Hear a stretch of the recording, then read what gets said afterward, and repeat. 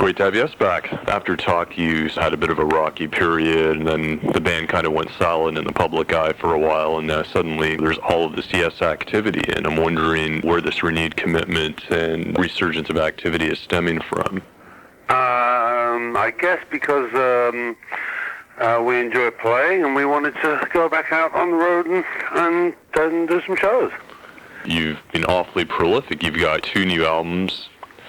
Well, yeah, we have been writing while we haven't been touring. So, yeah, there's kind of a lot of stuff out there. I mean, it wasn't timed originally to be like that. The Keys to Ascension album was supposed to have come out,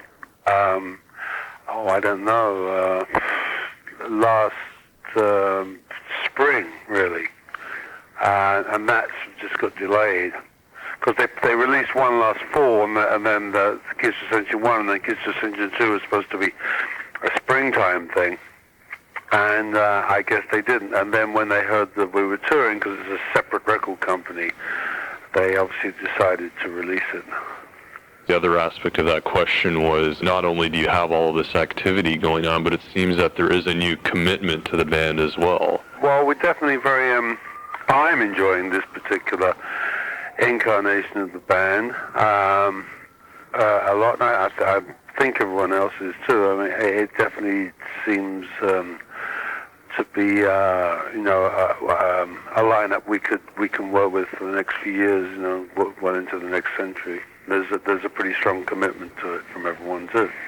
What makes this lineup give you that idea compared to previous ones? Well, I think we have to thank Billy Sherwood quite a lot. He's injected a lot of enthusiasm into the project. I mean, he's been peripherally around the band for the last 8 or 9 years, and so he's basically now a member of the band, and he's brought a lot of enthusiasm with him, especially to encourage us to sort of write new songs, etc. And so a lot of the energy comes from him. It used to take you guys 3 to 4 years to release new music, yet you've managed to put out 2 full albums worth of studio music. How has the band's approach to making music changed? Why are you able to compose and record much more quickly than you used to?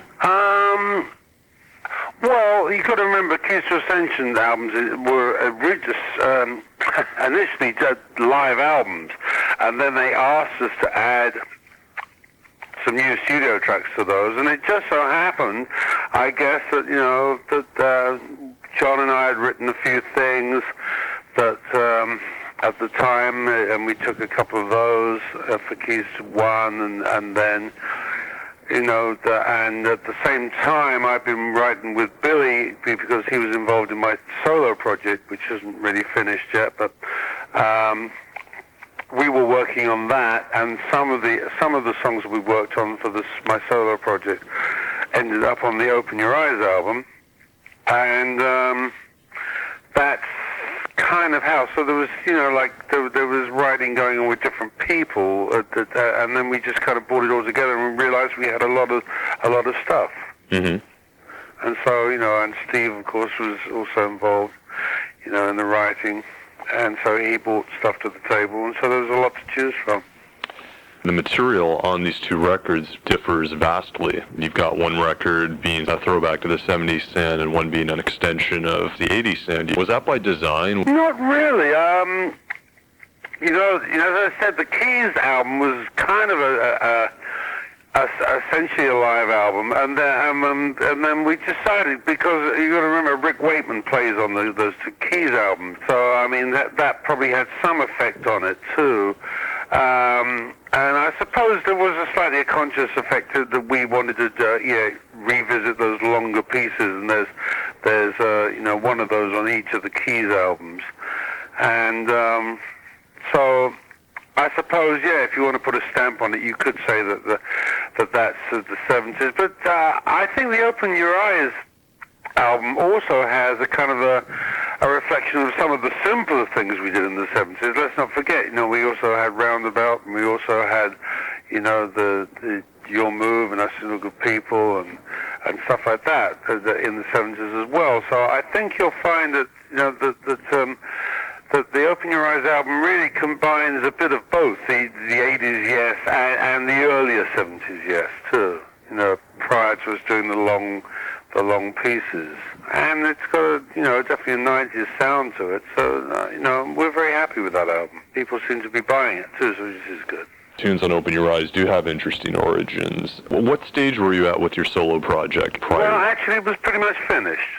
And we went with new management. We went with Left Bank management, which was new to us, and they wanted to hear everything we were doing, and included in that, they heard stuff that Billy and I have been working on for the Squire Experiment album. So, and then they said, well, there's a couple of songs in there you really should put on the Yes album. I think if Yes did them, they'd be stronger. So we took Open Your Eyes and Man in the Moon from my album and put it on the Yes album.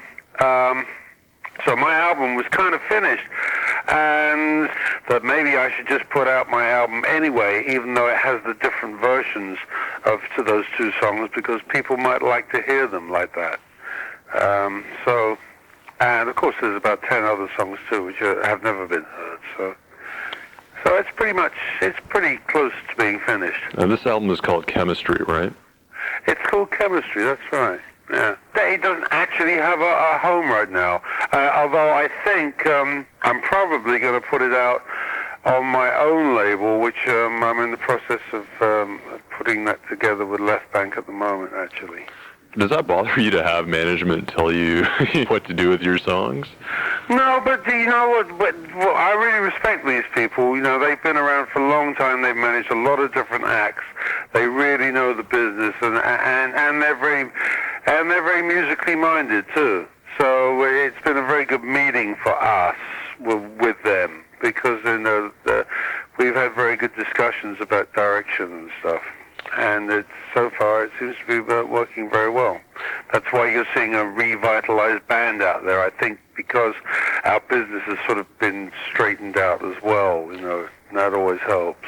Why the decision to release these two albums within a 2-week span? We didn't want the Caroline people, or Cleopatra, rather, people, to release the Keys to Ascension 2. We wanted them to actually wait until, around about now, so we could have had the period while we were on tour just to concentrate on promoting that. But of course, they took, so we had no power over the fact that they decided, that obviously while we were on tour, it was a good time for them to put the album out while there was a Yes presence. So it's not really a great idea, but it's kind of, people who want both will buy both, I guess.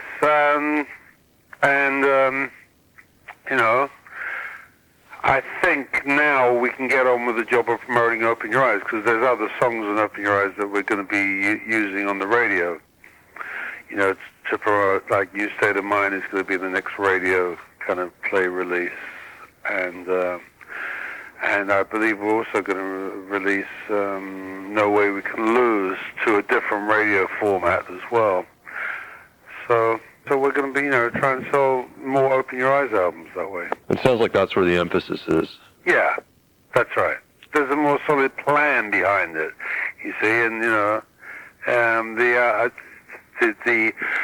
Keys album was done for an English company that then sub-licensed it to this minor distributor in Long Beach. And, I don't think they're the kind of people who've got a lot of push in terms of promotion. But I hope they do well with it nonetheless, The piece Mind Drive, I've been told, is largely based on a tune you and Alan White worked on with Jimmy Page in the early 80s. That's right, yeah. In a band called XYZ. That's right. What told you that? A friend of mine who's a big Led Zeppelin fan, actually. I guess he bought some bootleg from Japan or something. Oh, yeah, so he has that original version? Yeah, and he played it to me, and I was surprised because it sounded very, very, very similar at times. Well, it is similar, apart from the fact that Jimmy Page isn't playing on our version of it, but... well, I wrote the thing in the first place. I had the chords and everything, and Jimmy just played my chords, so But that's interesting to compare, right? Tell me about those sessions. How did they come about, and what happened? Well, there was a period when, when Trevor Horn and Jeff Downes had been in Yes in the 80s, and we'd done the drama album, and we toured America on that, and then it didn't look as, and that's also when John Bonham died, I believe, in around summer of '80. So after we got back from touring, and and Jimmy moved, he bought a house near the house I was living in at the time in England, and so we became kind of neighbors, and we kind of got together, and he was obviously pretty depressed about John Bonham's death for a while, and I kind of helped him out of that by kind of saying, well, come on, let's try and do some new music, and so that's really what happened. Is it true that XYZ stood for XYZ and X Zeppelin? Yeah. Were you guys going to pursue this as a band? Well, yeah, we were, but Robert Plant was going to it was going to be myself and Alan White and Jimmy and Robert, who of course are now playing together. At the time, though, Robert wasn't really ready to jump back into it. He was, I think he was feeling Bonham's loss, and he wanted to, I guess, go his own way, which he did. Of course, now, 10 years later, or 18 years later, he's doing what he could have done then. But, The plug had been pulled on Yes, and this is before 90125, and this is sort of a bridge project. Well, you could definitely say we were in a sabbatical kind of period, and, no doubt about it. And then Steve Howe and Jeff Downes started the Asia project, and so that's what Alan and I were going to be working with Jimmy and Robert, but Robert never completed the equations. So that's when we went back into the reformation of Yes with the 90125, which in retrospect was probably the best thing to have done. How do you look back at the XYZ sessions from a musical standpoint then? Very stony. Yes, I was. Well, there was just there was a lot of drinking, etc. involved. I remember that. Yes. One more question about Mind Drive. It's probably arguably the most complex piece of music you guys have released since the 70s. Yeah. I know a piece like Close to the Edge would have come about through you guys jamming and arguing and very careful tape splicing and a lot of luck. How do you put a piece that complex together in the 90s? Well, it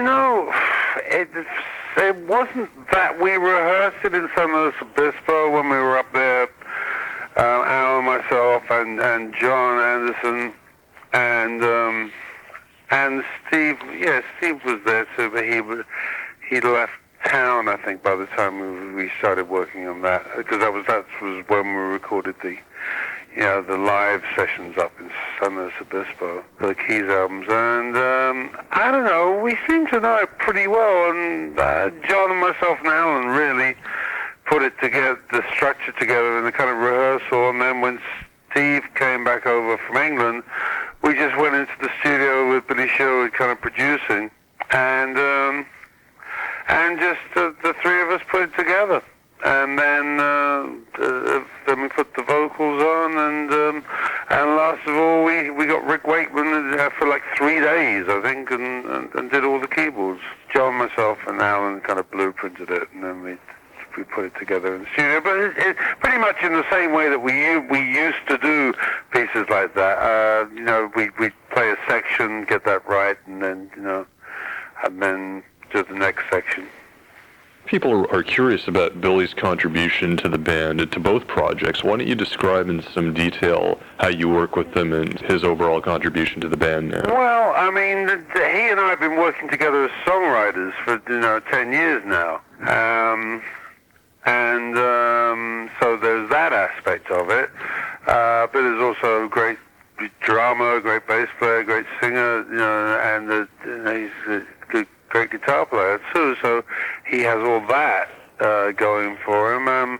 Plus, he's also great in the studio. You know, he's got great ears, and he's a great producer. So he's really an all-round kind of guy. And so I've worked with him on every level, really, as songwriting buddies, and then eventually him producing the Keys 2 album, and then and then eventually him becoming a member of the band. Because we were just working so closely together, we said, well, you might as well be a member of the band at this point, you know. Another great thing about both of these records is that we can hear your bass again. That is a great thing, isn't it? During the 80s albums, your bass work was mixed into the background. Well, it was a mixed in a very different way. I mean, whether you like it or not, Trevor Rabin had a lot to do with the engineering and mixing, and we didn't really see eye to eye on how things should be mixed. But, he just had a different style, and he wanted to try and put that across. I think the 90125 album is good in terms of the balancing and the mixing, but we definitely lost it a bit. The style changed for Big Generator, and and the Talk album, and I guess that was Trevor's influence, but I don't hold it against him. We're still real good buddies. We just hear things different ways, I've heard various band members bash the Talk album into the ground lately. Really? It's not that bad an album. It's just that it was done in a peculiar way. It was very much our experiment into the land of Pro Tools and computers, and pretty much making an album that way. Which is kind of unorganic and not very yes-like way to do things. But, it was fair. But on the other hand, we've always liked to experiment with different things. So that was very much a deep experiment into the computer world, My understanding is that was very much a Trevor Rabin project. Well, yeah, Trevor was pretty much there with the guy who was the computer expert in the computerized studio. So, and he was kind of like, very much the guiding light in wanting to do it that way. And because I guess everyone else had a go at producing stuff, I said to him, well, go ahead, try it. You do it. Take on the responsibility, do it this way, and he did. But when you listen to it, it's actually a pretty good sounding album. It's just the textures are different. Trevor was such a primal influence in the group, so what happened? It was just simply that after the Talk tour, we were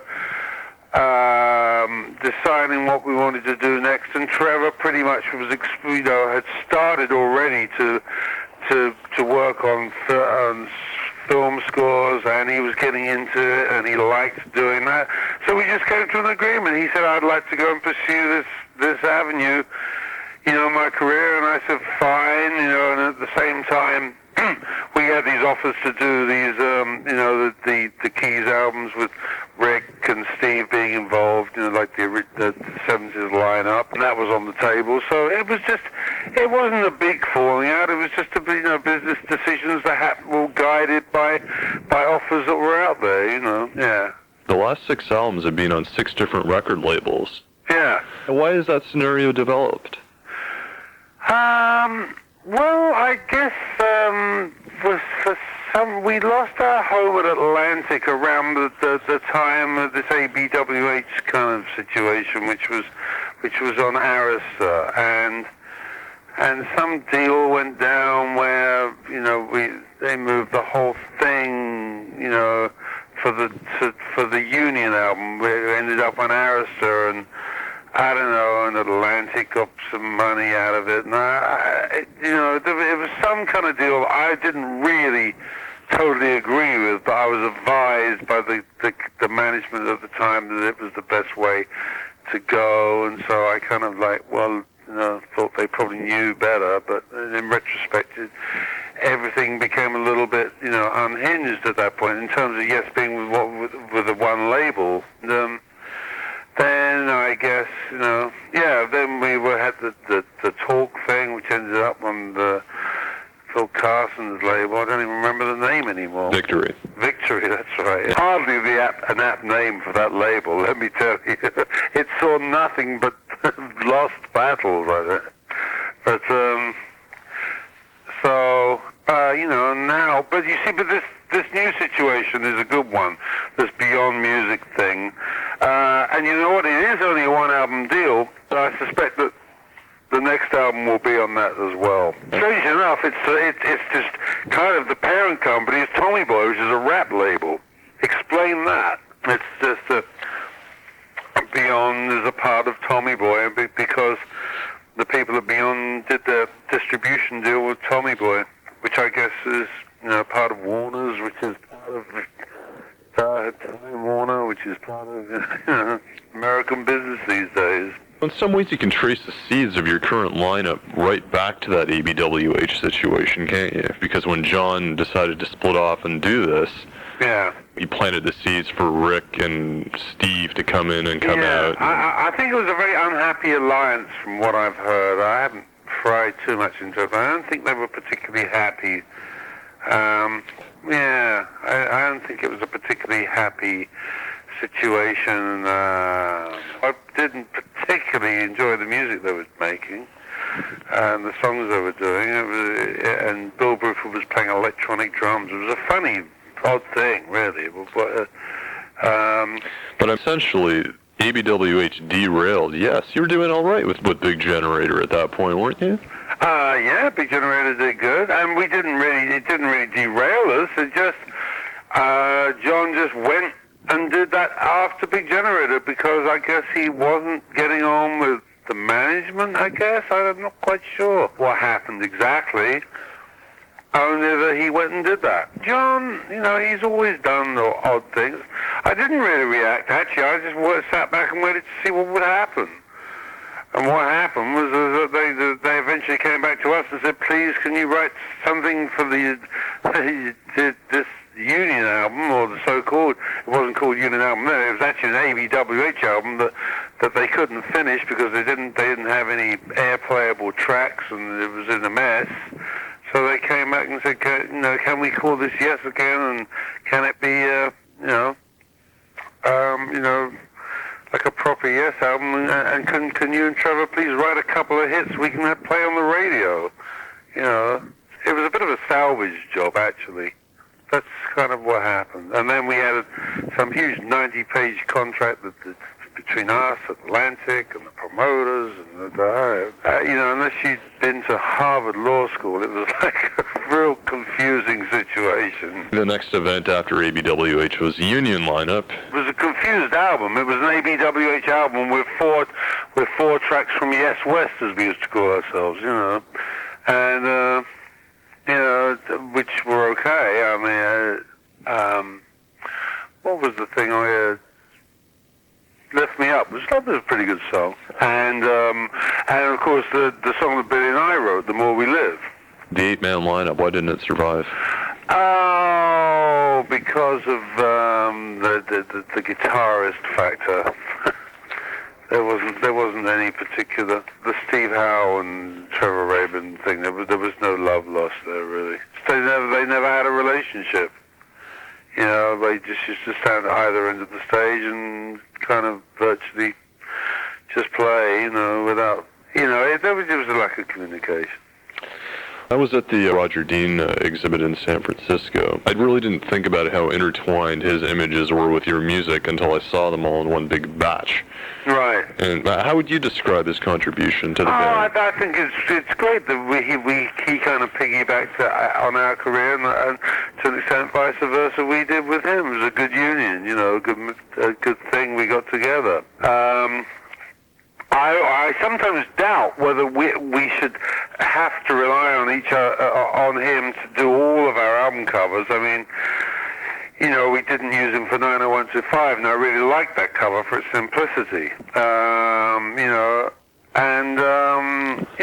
Maybe it's a double-edged sword, because when people see Yes and the Roger Dean artwork, they're very intertwined, but they also have a little bit of a flavor of nostalgia about them too. So whether it's good for us to always use his artwork is in doubt, I think. Give people something that's good and from a different, different store, and they'll wear that too. What do you make of this new BBC disc Peter Manx just put out? He put out a BBC disc? There's a double CD called Something's Coming that was released in the UK. I was aware of it coming out. I haven't even seen it. I'd like to get hold of it. It's just, this third Yes album that came out over a course of a few weeks. I know, it's unbelievable. The other thing I wanted to ask you about is he made some really nasty comments about you all in the booklet. I've heard something about that. He's always been a bit like that. He made a bad business decision not to show the same enthusiasm as everyone else around the time of the Word. He was not a very happy participant in the Time of the Word album, even though he played on it. He didn't really... I guess we're going in slightly different direction to the one he wanted to go in, so... Did he get kicked out?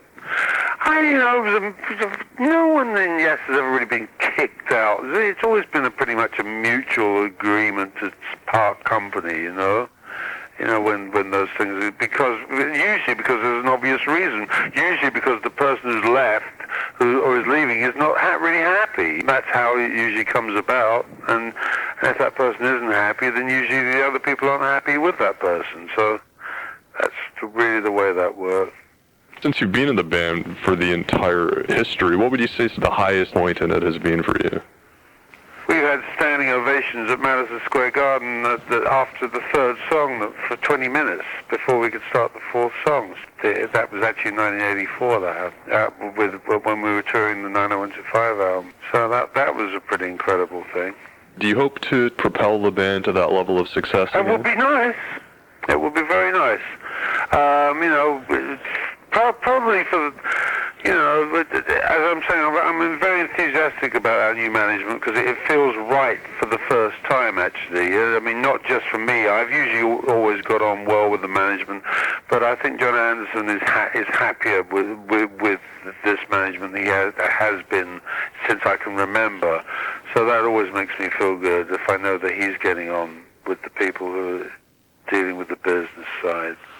You've been called the keeper of the flame of the band, during all of these lineups and all these ups and downs. Why do you stick with it? Well, because when Yes is, up and running like it is now, and everything feels really good, then it's a great place to be. And, we're definitely, I think we're going for another, push, with our career. I do think the Open Your Eyes album could really help boost the band's career back to a level which maybe has fallen from a little bit, and that's our plan. Well, one gets the feeling that, though, you have sort of a personal stake in all of this, that you feel a particular sense of pride and honor in the band that perhaps other members haven't. Well, yeah, I've paid the bills when other people have been off on their holidays, So I guess I do have more of a stake in it if you're talking dollars. I certainly don't mind doing other projects. It's just it always seems to come around that Yes takes precedence for me over the other things, and I've been trying to finish this solo album for God knows how long, but Yes always seems to get in the way of it. But there again, I'm also habitually a bit lazy as well, so it's not all Yes's fault.